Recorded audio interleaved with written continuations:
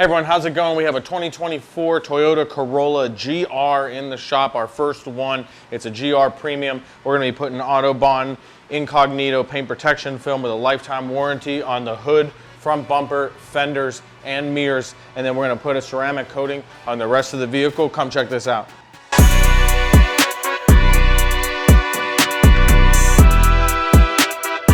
Okay, so the next thing that we did was we removed the GR badge from both fenders. They're hand placed from the factory and they're always inconsistent, so we don't like to print around them. As a matter of fact, the one on this side was about 1/8 of an inch off this side, so they weren't even. So that's why we remove them rather than printing a hole around it and placing it over, because they're always placed inconsistently from the factory.